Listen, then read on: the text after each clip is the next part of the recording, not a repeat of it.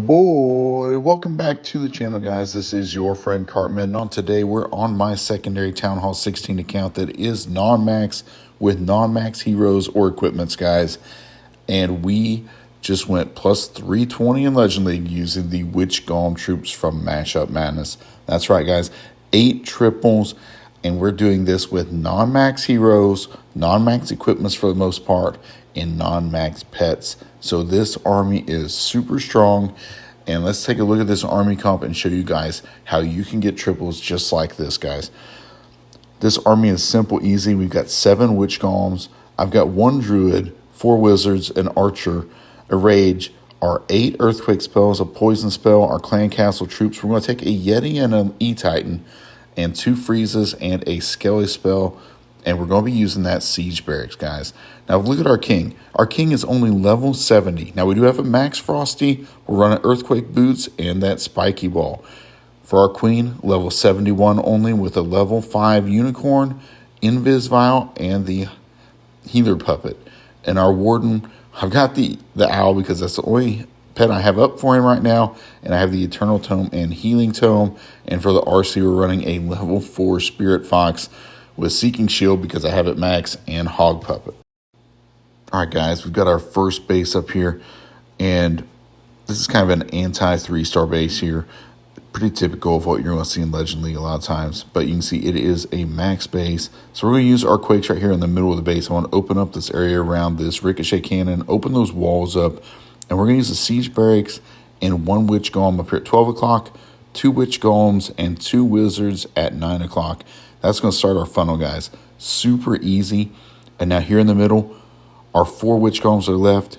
Get our Warden down, King, Queen, and we're going to go ahead and just throw this Druid in right away. The Druid's going to just provide a little healing here in the beginning before we pop this Warden, Eternal Tome, and Healing Tome. And you see here we got the Clan Castle troops coming out. Ice Golem CC with some balloons. We're going to poison that up. Get everything here in the core. Pop that King Spiky Ball.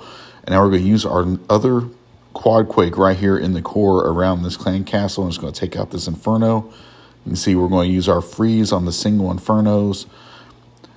And you want to use those freezes and your Skelly spells on singles or the Monolith. Anything that can do major damage to any of your troops. But look how many troops we have. We have a section of Witch Golems working here on the far right-hand side. We've got our King, Queen, and Warden, along with Witch Golems working here in the core toward the Town Hall. I'm going to send the RC from the far right-hand side behind these Witch Golems, start cleaning up the outside of the base there.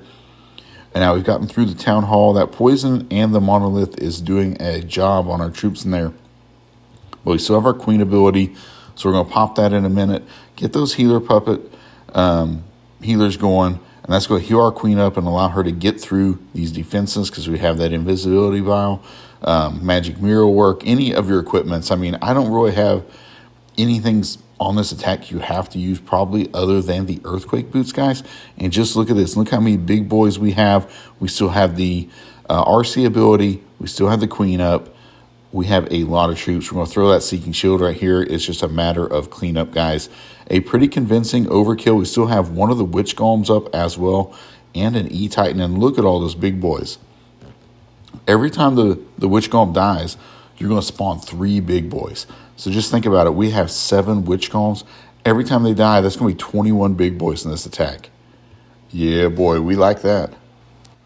All right, guys, in this next base, we've got kind of an unusual layout here. We've got these island Invis Tower sections along with an island Town Hall. We've got the Eagle in the middle along with the Clan Castle and the Monolith surrounded by some heroes. It's a very strange looking layout. It took me a second here to figure out kind of what I wanted to do. But we're going to attack it from this far side. We're going to start with our Witch Golem and Siege Barracks here at 6 o'clock. Once we get those down, we're going to go ahead and place a Skelly spell around this single Inferno because I don't want it to roast that Witch Golem immediately.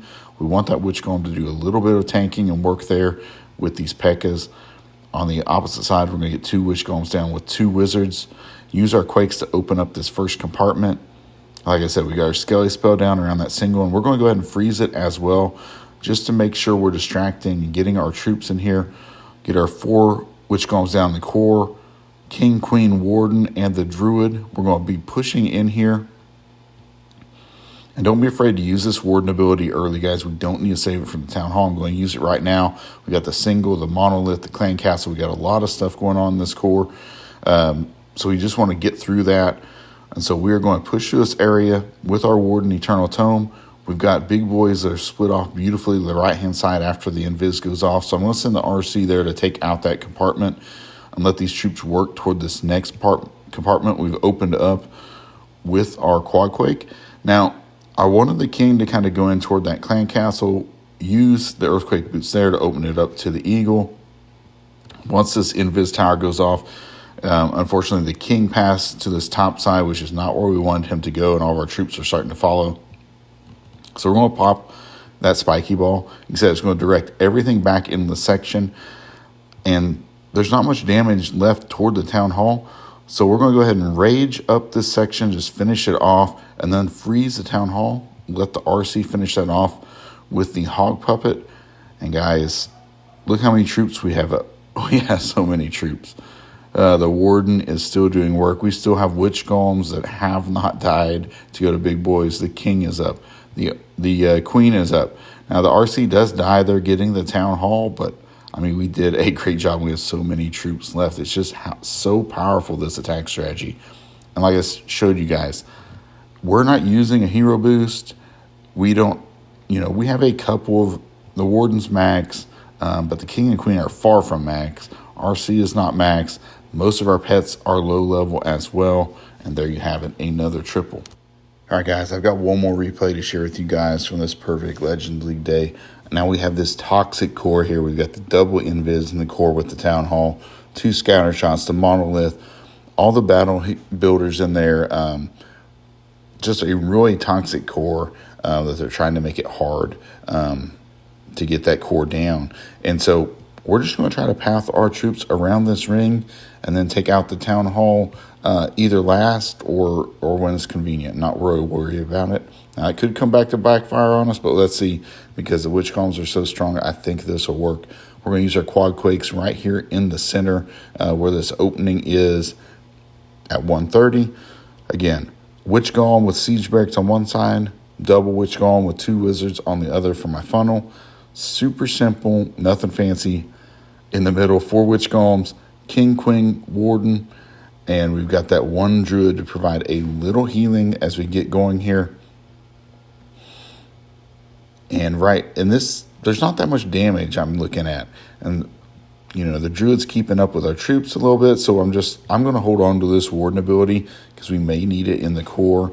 And we have this awesome split. We've got some of the witch golems with the warden working on the left-hand side and our king and queen going on this right-hand side with the siege barracks on the outside, clearing everything up.